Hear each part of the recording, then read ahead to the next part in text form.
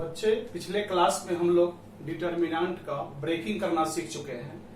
Minor क्या है, cofactor क्या है, ये सब हम लोग पढ़ चुके हैं। डिटर्मिनेंट हम लोग को सेकेंड और थर्ड ऑर्डर का पढ़ना है। सेकेंड ऑर्डर तुम लोग समझ चुके हो, 2 ठो रो और 2 कॉलम। थर्ड ऑर्डर में भी 3 ठो रो और 3 कॉलम। डिटर्मिनेंट में रो और कॉलम की संख्या बराबर होती है। ब्रेकिंग तो हम लोग सीख ही चुके हैं। माइनर कोफैक्टर भी निकालना हम लोग सीख चुके हैं। यहाँ एलिमेंट को रिप्रेजेंट करना, प्रदर्शित करना भी हम लोग देख चुके हैं। आज हम लोग बड़ी इंपॉर्टेंट क्लास स्टार्ट करने जा रहे हैं, प्रॉपर्टीज ऑफ डिटर्मिनेंट। डिटर्मिनेंट के गुण। प्रॉपर्टीज का मतलब होता है गुण ऑफ डिटर्मिनेंट। डिटर्मिनेंट का प्रॉपर्टीज। प्रॉपर्टीज हम लोग पढ़ लेंगे तो और हम लोग के पास ज्यादा पावर आ जाएगा।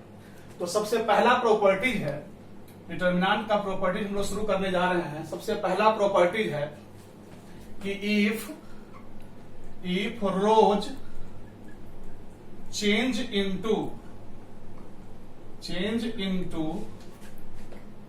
corresponding columns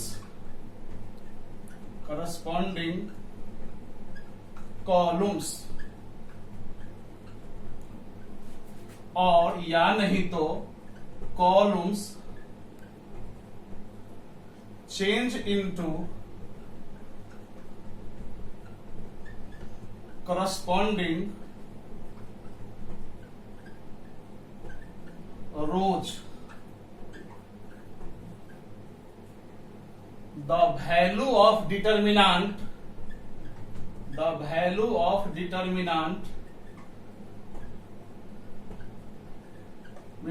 is not changed. देखो हमने क्या लिखा है। पहला प्रॉपर्टीज है डिटर्मिनेंट का कि if rows change into corresponding columns, अगर सारे रो को डिटर्मिनेंट में प्रॉपर्टीज मेनली हम थर्ड ऑर्डर के लिए पढ़ते हैं। सेकंड ऑर्डर में कोई प्रॉपर्टीज का यूज वगैरह नहीं करेंगे, उसमें डायरेक्ट ब्रेकिंग होता है। लेफ्ट हैंड डायगोनल और माइनस राइट हैंड डायगोनल। जो भी बात कर रहा हूं थर्ड ऑर्डर के लिए कर रहा हूं। तो if rows change into corresponding columns, इसका मतलब हुआ कि सारे रोज को अगर हम करस्पॉन्डिंग कॉलम में चेंज कर दें। करस्पॉन्डिंग मतलब होता है संगत। जैसे पहला रो है तो पहला कॉलम बना देंगे, दूसरा रो है तो दूसरा कॉलम बना देंगे, तीसरा रो है तो तीसरा कॉलम बना देंगे। इसी को बोलते हैं संगत, करस्पॉन्डिंग। यानी सारे रो को हम लोग कॉलम में चेंज कर देंगे, संगत कॉलम में। या नहीं तो सारे कॉलम को हम लोग संगत रो में बदल देंगे। जैसे पहला कॉलम है तो उसको फर्स्ट रो बना देंगे, सेकंड कॉलम है तो उसको सेकंड रो बना देंगे, थर्ड कॉलम है तो उसको थर्ड रो बना देंगे। ऐसा हम लोग डिटर्मिनेंट में कर सकते हैं। ऐसा करने पर डिटर्मिनेंट के वैल्यू में कोई चेंजिंग नहीं होता है। हम चाहे तो ऐसा कर सकते हैं। एक एग्जांपल से हम और क्लियर कर देते हैं। जैसे देखो, जैसे ABC DEF GHI मान लिया डिटर्मिनेंट, ठीक है। इस डिटर्मिनेंट में पहला रो हमारा है ABC, तो इसको हम देखो क्या कर रहे हैं, पहला कॉलम बना दे रहे हैं ऐसे ABC। फर्स्ट रो को हम क्या कर दिए, फर्स्ट कॉलम बना दिए। फिर सेकेंड रो को, फिर सेकेंड रो को हम सेकेंड कॉलम बना दिए, जैसे DEF।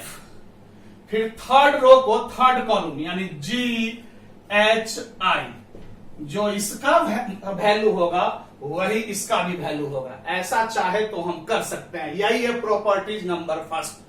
यही हम लिखे थे कि सारे रो को हम संगत कॉलम में बदल सकते हैं, करस्पॉन्डिंग कॉलम में। करस्पॉन्डिंग मतलब होता है संगत। जैसे पहला रो है तो यह पहला कॉलम बना है, दूसरा रो है तो यह दूसरा कॉलम बना है, और यह तीसरा रो है तो यह तीसरा कॉलम बना है। तो सारे रो को हम संगत कॉलम में चेंज कर सकते हैं, या उल्टा भी कर सकते हो। देखो, जैसे पहला कॉलम हमारा था ADJ, तो इसको पहला रो बना दिए ADJ। दूसरा कॉलम था BEH, तो उसको दूसरा रो बना दिए BEH। और तीसरा कॉलम था CFI, उसको तीसरा रो बना दिए CFI। ऐसा करने पर डिटर्मिनेंट में कोई चेंजिंग नहीं होता। अगर तुम किसी प्रॉब्लम में चाहो तो ऐसा कर सकते हो। क्या समझ में आ चुकी? यानी एक बार फिर मैं बोल देता हूं कि सारे रो को हम संगत कॉलम में बदल सकते हैं। मेरा कहने का मतलब हुआ कि फर्स्ट रो को फर्स्ट कॉलम, सेकेंड रो को सेकेंड कॉलम और थर्ड रो को थर्ड कॉलम में हम लोग चेंज कर सकते हैं। यही प्रॉपर्टी हमने लिखा है कि चाहे किसी भी चाहे तो हम डिटर्मिनेंट में सारे रो को करस्पॉन्डिंग यानी संगत कॉलम में हम बदल सकते हैं। डिटर्मिनेंट के मान में कोई भी चेंजिंग नहीं होता है। क्लियर हो चुका होगा। अब इसके बाद हम लोग आगे बढ़ते हैं प्रॉपर्टी नंबर सेकेंड, दूसरा में ध्यान से देखना।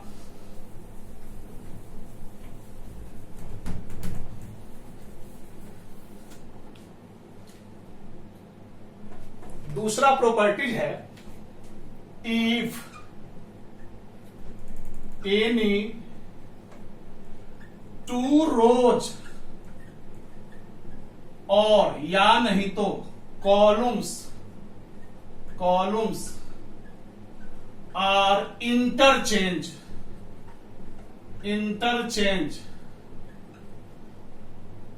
द वैल्यू ऑफ डिटर्मिनेंट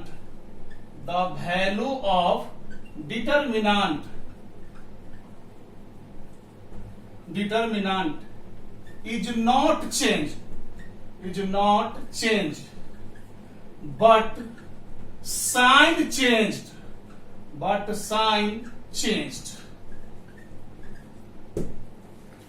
देखो हमने दूसरा प्रॉपर्टीज क्या लिखा है।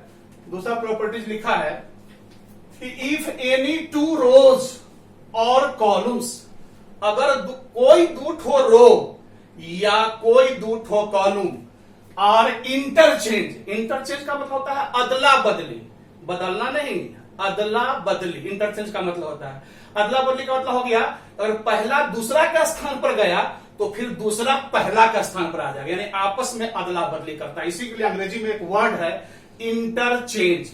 वही मैंने लिखा है कि इफ एनी टू रोज, अगर कोई दो ठो रो और या नहीं तो इफ एनी टू रोज और कॉलम्स या कोई दो ठो कॉलम आर इंटरचेंज, अगर अदला बदली करते हैं, बदलते हैं, the value of determinant is not change, determinant के मान में कोई भी चेंजिंग नहीं होता है, बट साइन चेंज, लेकिन चिन्ह बदल जाता है।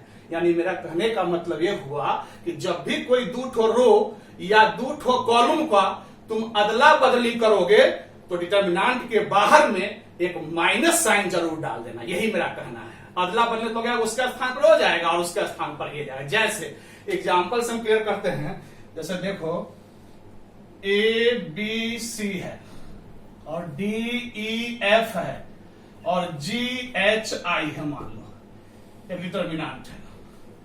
हमारा मन कर रहा है कि फर्स्ट रो और सेकेंड रो का अदला बदली कर दे। तुम चाहो तो फर्स्ट और थर्ड को भी अदला बदली कर सकते हो, सेकेंड या थर्ड कोई दो रो को अदला बदली कर सकते हो, या कोई दो कॉलम को भी अदला बदली कर सकते हो। ये तुम्हारे ऊपर डिपेंड है। जैसे मेरा मन कर रहा है कि पहला और दूसरा रो को आपस में हम अदला बदली कर रहे हैं, इंटरचेंज कर रहे हैं, तो आओ तो कर सकते हैं, कोई दिक्कत नहीं है। बस वही इंटरचेंज करेंगे तो डिटर्मिनेंट के बाहर में वो माइनस चिन्ह डालना पड़ेगा। जैसे देखो हम फर्स्ट और सेकेंड रो का अदला बदली कर रहे हैं, ध्यान से देखना। तो सेकेंड रो में क्या है डीई एफ, तो ये हमारा फर्स्ट रो हो गया डीई एफ, और फर्स्ट रो हमारा क्या था ए बी सी, तो ये हमारा ए बी सी हो गया, और थर्ड जो कहते हो है जी एच आई। अब जो इस अब हाँ फर्स्ट को सेकेंड, सेकेंड को फर्स्ट कर दिया।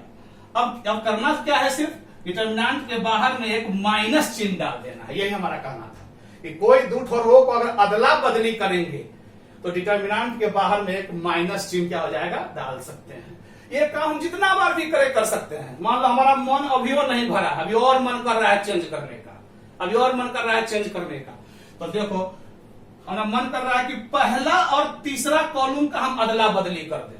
आओ कर सकते हैं, देख लो।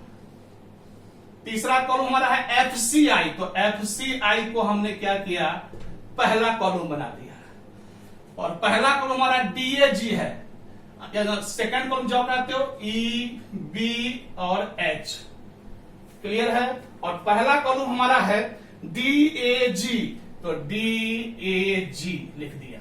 फिर एक माइनस यहां पर डालेंगे, क्योंकि एक माइनस यहां पहले से है और एक और माइनस डलाएगा तो माइनस और माइनस क्या हो जाएगा, प्लस हो जाएगा। इसलिए तुमको यहां माइनस नहीं दिखा रहा है, क्योंकि यहां फिर हम माइनस डाले हैं। यानी यह काम जितना बार हम करेंगे डिटर्मिनेंट के बाहर में उतना ही माइनस हम लोग डालते जाएंगे। जैसे हमने क्या किया, एक बार फिर से सुन लो। मैं एक बार फिर से बताना चाह रहा हूं कि कोई भी दो ठो रो या कोई भी दो ठो कॉलम का अगर इंटरचेंज करेंगे, इंटरचेंज का मतलब होता है अदला बदली, अगर इसका स्थान पर हुआ और उसके स्थान पर यह, ऐसा जब भी करेंगे तो डिटर्मिनेंट के बाहर में एक माइनस चिन्ह डालना हम लोग नहीं भूलेंगे। डिटर्मिनेंट के बाहर में एक माइनस चिन्ह डालना हम लोग नहीं भूलेंगे।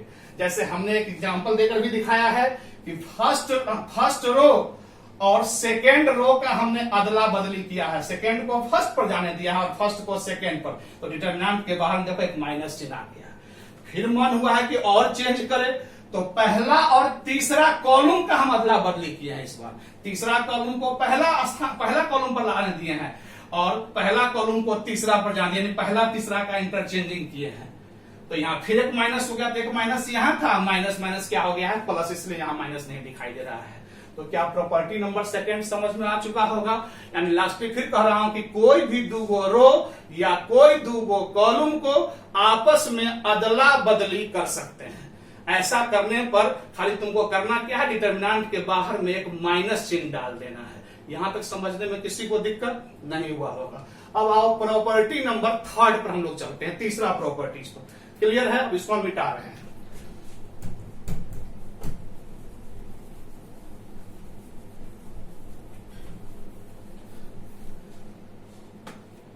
प्रॉपर्टी नंबर थर्ड हमारा है common factor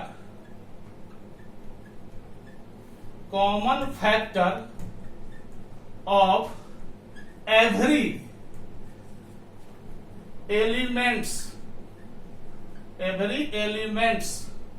of any row, common factor of every elements of any row or column taking outside the determinant,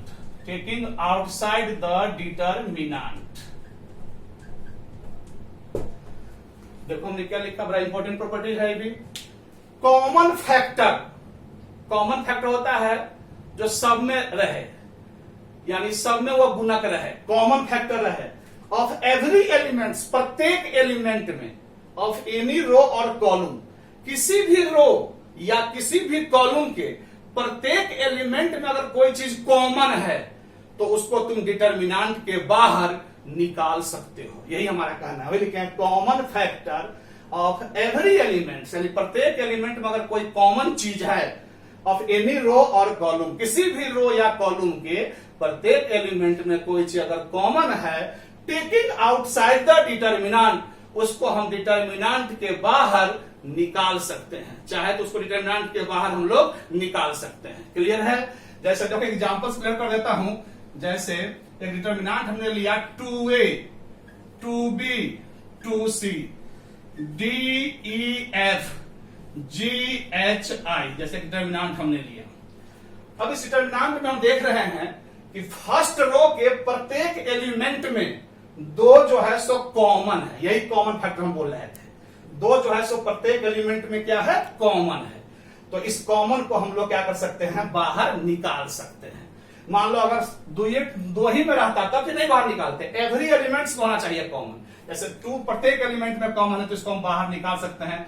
2 बाहर निकल जाएगा डिटर्मिनेंट के बाहर, तो क्या हो गया, ए, बी, सी, डी, ई, एफ और जी, एच, आई।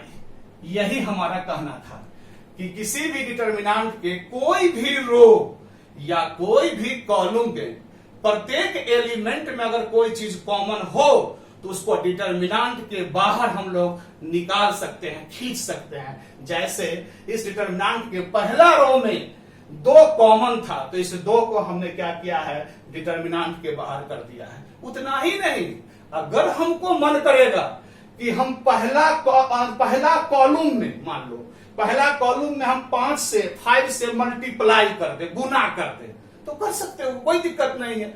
फिर उतना ही से क्या करना होगा, डिटर्मिनेंट के बाहर डिवाइड करना होगा। मल्टीप्लाई करने में कोई हर्ज, किसी भी रो या कॉलम में किसी भी एलिमेंट का किसी भी नंबर से तुम मल्टीप्लाई कर सकते हो, फिर उतना ही से वहां क्या करना पड़ेगा, डिवाइड करना पड़ेगा। जैसे देखो हमारा मन है कि हम फर्स्ट कॉलम में 5 से गुना कर दे, मल्टीप्लाई कर दे, ऐसा मेरा मन कर रहा है, तो कर सकते हैं। लेकिन उतना ही क्या करना पड़ेगा, डिवाइड करना पड़ेगा। तो 2 तो है, ये है, तो 2 अब बाई 5 हो जाएगा। और इस प्रकार से 5A 5D और 5G, ये मेरा फर्स्ट कॉलम हो गया। और BEH ज्यों का त्यों, और CFI भी ज्यों का त्यों। देखो यानी फर्स्ट कॉलम में हमने 5 से मल्टीप्लाई किया है, तो उतना ही से डिवाइड कर दिया है। बात भी सही है, क्योंकि फिर यह 5 अगर हम कॉमन लेंगे, फिर यह 5 अगर हमारा कॉमन होगा, जब यह 5 कॉमन आएगा तो 5 से 5 क्या हो जाएगा, कैंसिल हो जाएगा। 5 जब ये कॉमन लेंगे फर्स्ट कॉलम में, तो 5 से 5 कैंसिल हो जाएगा, तो फिर यही मिल जाएगा। यानी यही बात कहना है। हमको लगता है तुम लोग समझ चुका होगा कि किसी भी रो या कॉलम में प्रत्येक एलिमेंट में अगर कोई चीज कॉमन हो तो उसको डिटर्मिनेंट के बाहर कर सकते हैं। या किसी रो या कॉलम में अगर तुमको किसी चीज से मल्टीप्लाई करने का मन हो, गुना करने का मन हो, तो गुना कर सकते हो, सिर्फ डिटर्मिनेंट के बाहर में उतना से भाग दे देना। यही हमारा कहना था, तुम लोग समझ चुका होगा। एक बार और हम पढ़ के बता देते हैं। Common factor of every elements of any row और column taking outside the determinant, यानी किसी रो या कॉलम के प्रत्येक एलिमेंट में अगर कोई फैक्टर कॉमन है तो उसको हम लोग डिटर्मिनेंट के बाहर खींच सकते हैं, बाहर ला सकते हैं। क्लियर हो गया होगा, यहां तो समझने में कोई दिक्कत नहीं है।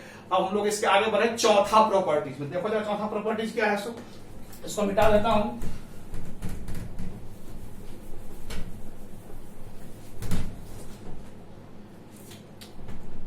चौथा प्रॉपर्टीज बहुत इंपॉर्टेंट प्रॉपर्टी है डिटर्मिनेंट का, इसका सबसे ज्यादा यूज होता है और इसी के लिए प्रॉपर्टी सबसे इंपॉर्टेंट जाना जाता है। चौथा प्रॉपर्टी बहुत इंपॉर्टेंट है, ध्यान सुनना। क्या है, ध्यान से सुनो। इफ एनी 2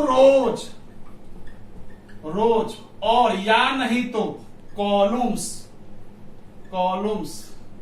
आर आइडेंटिकल, ठीक है। इफ एनी 2 रोज और कॉलम्स आर आइडेंटिकल, आइडेंटिकल का मतलब होता है सेम, इक्वल, बराबर, समान, उसी को आइडेंटिकल कहते हैं। इफ एनी 2 रोज और columns are identical, the value of determinant, the value of determinant is 0, देखो क्या लिखा हूं, बहुत इंपॉर्टेंट प्रॉपर्टी है।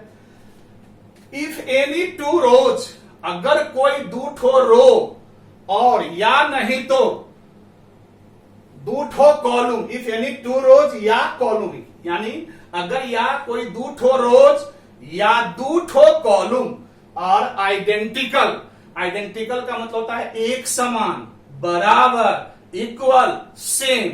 तो अगर कोई 2 ठो रो या 2 ठो कॉलम अगर आपस में बराबर हो गया डिटर्मिनेंट में, तो उस डिटर्मिनेंट का वैल्यू क्या होता है, 0 होता है। वहां कोई ब्रेक करने की जरूरत नहीं, वहां डायरेक्ट जो लिख रहे बिना ब्रेक किए हुए, बिना तोड़े हुए। बहुत इंपॉर्टेंट प्रॉपर्टी है। मैं एक बार फिर कहना चाह रहा हूं कि अगर किसी डिटर्मिनेंट में कोई 2 ठो रो या कोई 2 ठो कॉलम अगर आपस में बराबर है, आइडेंटिकल है, समान है, तो उस डिटर्मिनेंट का वैल्यू 0 होता है। उसको ब्रेक करने की कोई जरूरत नहीं है, तोड़ने की कोई जरूरत नहीं है। जैसे एग्जांपल्स क्लियर कर देता हूं। जैसे देखो डिटर्मिनेंट हमने लिखा ABC, DEF और ABC। अब इस डिटर्मिनेंट को देखो, कोई कहेगा इसका वैल्यू निकालिए, मान निकालिए। तो इस डिटर्मिनेंट का देखना, फर्स्ट रो हमारा है ABC और थर्ड रो भी हमारा है A, B और C, यानी इस डिटर्मिनेंट में 2 रो जो है सो आपस में समान है। तो फट से इसका वैल्यू क्या हो जाएगा, 0, और यही हमारा आंसर हो जाएगा। यही इस प्रॉपर्टी का कहना है। क्लियर है? तो कोई दो ठो रो या कोई दो ठो कॉलम अगर आपस में समान, जैसे यहां 2 रो हम दिखाएं और कॉलम वाला एग्जांपल देख लो, जैसे ए बी सी और ए बी सी और डी ई एफ मान लो, जैसे यही डिटर्मिनेंट है। इस डिटर्मिनेंट में पहला कॉलम हमारा है ए बी सी और दूसरा कॉलम भी हमारा है ए बी सी, तो अब तीसरा है डी ई एफ। तो इस डिटर्मिनेंट में दो ठो कॉलम आपस में क्या है, समान है, इक्वल है। तो यह प्रॉपर्टी वही कहता है कि अगर कोई दो ठो रो या कोई दो ठो कॉलम अगर आपस में बराबर है, सेम है, इक्वल है, आइडेंटिकल है, तो उस डिटर्मिनेंट का वैल्यू 0 होता है, और इस प्रकार से 0 आंसर लिख देंगे। इसलिए जब भी इस प्रॉपर्टी को तो हमेशा खोजना, जब भी कोई डिटर्मिनेंट का प्रॉब्लम तुझसे पूछेगा तो हमेशा अपने मन में रखना कि कहीं इसमें दो ठो रो या दो ठो कॉलम समान तो नहीं है। अगर समान होगा तो उस डिटर्मिनेंट का वैल्यू 0 हो जाता है। यही इस प्रॉपर्टी का कहना था। क्या क्लियर हो गया? यहां तक तो समझने में कोई दिक्कत नहीं है। तो अभी तक हम लोग प्रॉपर्टीज कितना पढ़ चुके हैं, चार प्रॉपर्टी पढ़ चुके हैं। अभी और इंपॉर्टेंट प्रॉपर्टी सब, ऐसे ही मजेदार प्रॉपर्टी सब है जो हम लोग नेक्स्ट क्लास में पढ़ेंगे। अभी तक तुम लोग इतना बढ़िया से समझ चुका होगा, हमको पूर्ण विश्वास है। सभी बच्चों को बहुत बहुत प्यार और थैंक यू फॉर पेशेंस।